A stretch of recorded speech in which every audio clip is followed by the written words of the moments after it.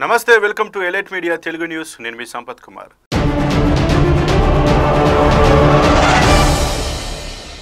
మాట్లాడితే రప్పా రప్పా అంటూ బెదిరిస్తున్నారు. వారి తాటాకు చప్పులకు బెదిరేది లేదు. రప్పా రప్పా అంటే చూస్తూ ఊరుకుంటామా అని AP deputy CM Pawan Kalyan YCP నాయకులపై విరుచుకుపడ్డారు. తాము అనేక పోరాటాలు చేసి ఉద్యమాలు నిర్మించి ఈ స్థాయికి వచ్చామని తెలిపారు. ప్రజలు తమను బలంగా హక్కున చేర్చుకున్నారని చెప్పారు. అలాంటి తమకు ఈ బెదిరింపులు ఒక లెక్క కాదని చెప్పారు.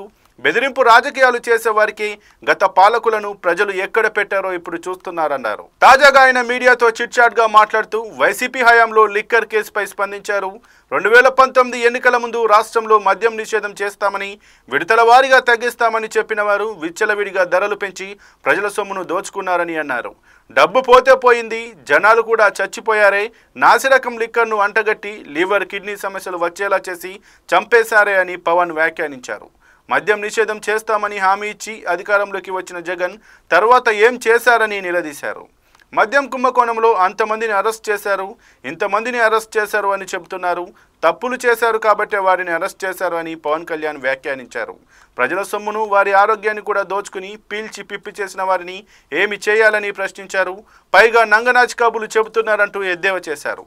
తప్పులు చేసి పైగా ఎదురుదాడి చేస్తూ బెదిరింపులకు పాల్పడుతున్నారని, ఈ పేపర్ పులులకి, తాటాకు చప్పులకి కూటమి ప్రభుత్వం ఎట్టి పరిస్థితుల్లోనూ భయపడేది లేదన్నారు. కేసు విచారణ ముమ్మరంగా సాగుతోందని పవన్ తెలిపారు. తప్పు చేసిన వారిని ఎవరిని వదిలేది లేదని హెచ్చరించారు. మరిన్ని అప్డేట్స్ కోసం చూస్తూనే ఉండండి ఎలైట్ మీడియా తెలుగు న్యూస్.